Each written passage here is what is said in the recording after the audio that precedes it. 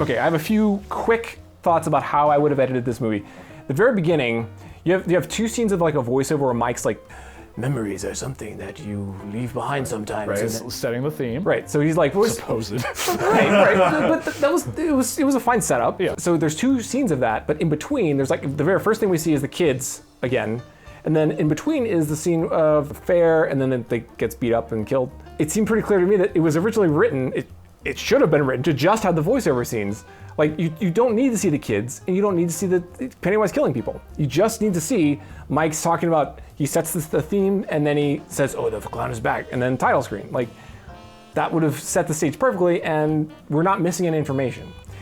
But I presume they're like, oh, we need to have a scary scene at the beginning, so we need to have an extra scene of Pennywise coming and killing people for no reason. Yeah, I mean, I was trying to think about a way that they were trying to justify that, and I was thinking that with the entire background of the story about it is how we don't acknowledge the things that we actually should be paying attention to. Kind of like in the first film about, most of the people that the kids meet are assholes. Yeah. And I would have toned that down a little bit, but for the most part, I think it's because that no one wants to pay attention to the bad things that are happening. Like in the very first one, you see the kid, he's getting the things carved into his stomach, and then you just see these two parents, and then they're just like driving by. They're just like, oh, whatever. Well, we're just gonna ignore that. But I feel like they could have communicated that a little faster and maybe a little better with that, because it doesn't really necessarily tie into the rest of it. It kind of sets the theme, but again, the theme is muddled. Yeah. So you need to make it stronger. Right. So you can cut those first two scenes that I mentioned. And then you also, I think, need to roll these characters together. Like, I would have done it in the first one too, like, just get rid of one of the kids. So you just have 6 kids instead of 7. The difference between Stan, Billy, the fat kid, and like the hypochondriac, like, they all kind of blur in my mind. Especially the kid who's the hypochondriac and Bill Hader's character. Those two are like, they're very funny. Right. But they're almost too funny. They're almost like the same kid. Right. I think you would have had to rewrite a little bit to combine those. Just get rid of one of the kids, and then that allows the other characters to be a little more fleshed out, more memorable, more distinct. You get to spend more time with them. Yeah. And that would help this movie a lot too, because I think it's good they killed one of the characters, because then that reduces it further. If you had 5 instead of 6 here, I think that would have been a lot better. And then also, you could team them up. That's what I was thinking too. And then they can actually learn more about them. Right. You know, like, oh, we have like this love thing going on, and then I thought you did this when we were like, no, you were my best friend. Something like you explore more about it. Yeah. And then instead of just showing us when they're flashbacks and such, you're actually just showing it to us, and we're still stuck in this modern day setting instead of just like, man, we're jumping back and forth. Like, we shouldn't have seen any kids. Yeah. No. So the 1990s movie structurally is really bad. They intermix the adult and kid stuff for like the whole movie, from the very beginning. It's so it's unwatchable. At least by today's standards, it's unwatchable. Not to mention that they put more Pennywise stuff into the kids section, which really messes up the first one, because then you're thinking, well, why didn't they just talk about this earlier in the film, in the first one? Yeah. Like it just happens like, spooky clown, like, oh, I'm not gonna bring that up.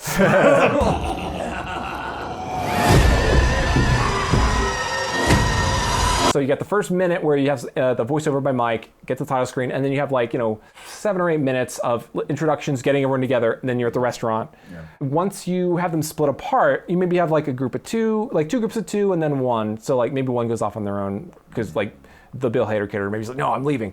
But then the other 2 go off in groups of 2 maybe.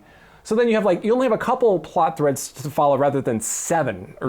We had 7, because we had 6 of the kids, plus they have scenes of the bully. And the plot threads don't go anywhere, really. Yeah, they're all just they're walking around town. Yeah. And they don't know where to go, so you're not really engaged of like, oh, they gotta do the thing. Yeah. So much time has passed from the first one, they're basically... Now they gotta learn, they gotta learn about each other. Right. They gotta figure out like, oh, what's going on and all that. Like, and then in that way, when you have them all split together in groups, then you get to learn more and more. You get the banter back and forth, like, man, I don't like you anymore, or something like that. Yeah. Something intriguing. So you have the scene at the restaurant, which is good, because they're all like, oh, we're like reconnecting, we're remembering. Mm-hmm. And then having that like also unlock, but like their baggage, their painful trauma that they've kind of pushed aside. Exactly. Have that get revealed naturally, so that we start to see, they all have like something that they need to resolve. Bring back Beverly's whole thing about her abusive husband, and how that's been kind of like a thing that's just been like fine, like it's been leaving a trail and all that. How she just has to face that or something like that, and incorporate that into the story somehow. They took like a step in that direction, because they had her go back to her house.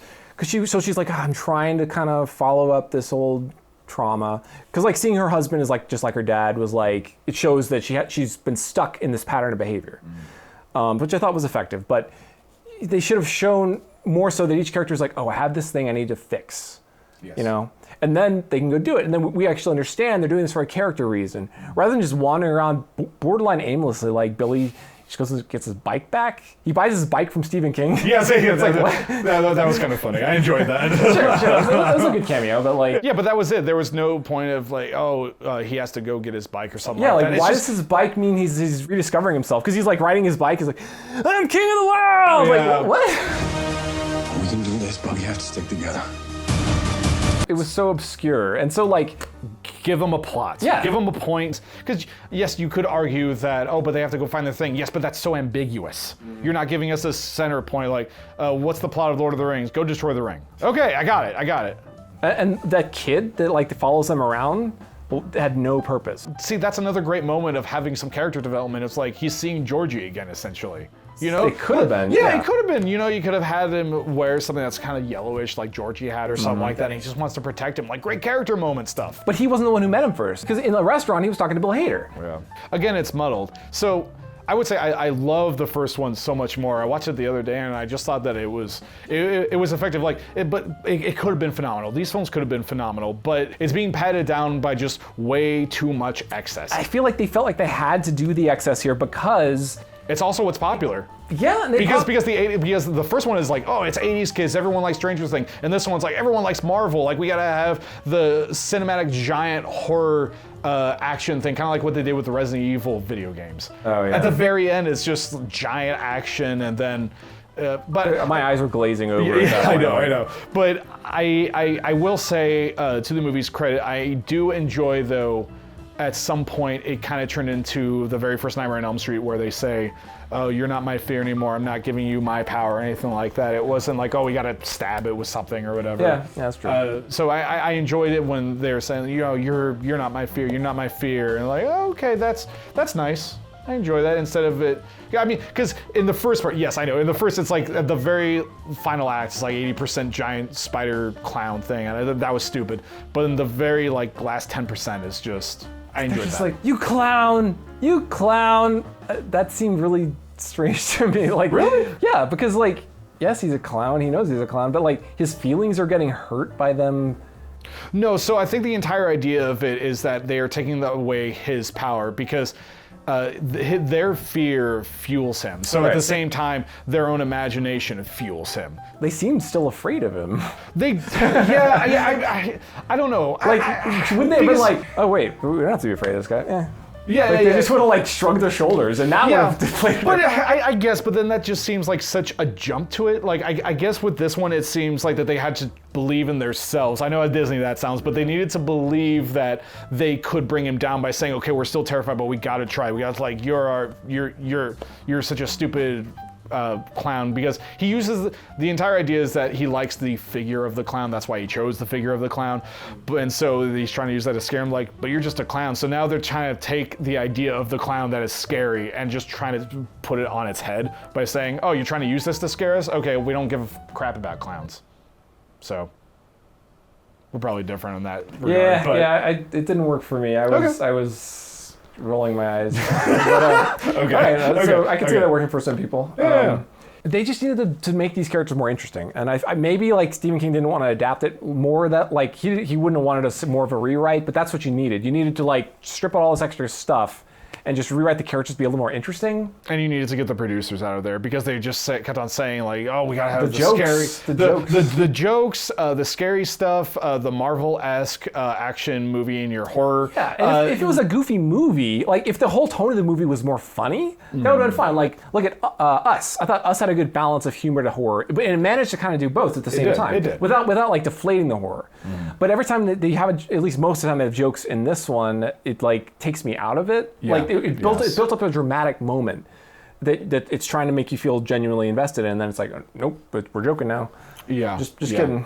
Give us more with Pennywise with these characters. So actually have him have more of an impact on them instead of just I've been waiting for you, actually have him be pissed. You know, he Yeah. is someone who's just like, you guys did this to me. You know, actually have a relationship. It's kind of like Voldemort at the end of the Harry Potter films, where it's just, you don't really feel an emotional connection. He's angry at him for whatever. There's no, Yeah, exactly. That's actually a really good point, because if we have him representing like the baggage that they didn't address, they just left it behind and forgotten about it, he would be angry at them. He'd be Yes. like, you haven't resolved me. Yeah, and that would be so great, like him antagonizing them throughout the rest of the film, like all of it, instead of just having it be this one sentence at the very end, like, I've been waiting for you, I've missed you. I would have liked to see that sprinkle throughout the entire film. Oh yeah, that would have been way better. Yeah. Yeah, and then you would actually felt scared, like, oh man, he's really pissed. This is a clown from outer space or whatever, and he's gonna kill us. Yeah. That's great. So. Yeah, so I guess overall I didn't enjoy it. I think the first one stands on its own pretty well. I mean, near the end it kind of dangles the sequel bait a little bit, but I'd recommend the first one. I wouldn't recommend this one. I didn't find it enjoyable. I would give it a moderate recommendation. You could go see it. Just be wary that it is about 3 hours long and such. It has enjoyable factors of it, and I still like seeing films that aren't great, but it's still good enough where you can pick apart and like, oh, that's interesting, that's kind of cool, that's neat. But yeah, I would say, yeah, you go see it. Yeah. All right. Well, then I think that's what we got to say about that. Next time Next time on Movie Stubs. Well, I don't know what we're gonna review. Oh, that's perfect timing. All right.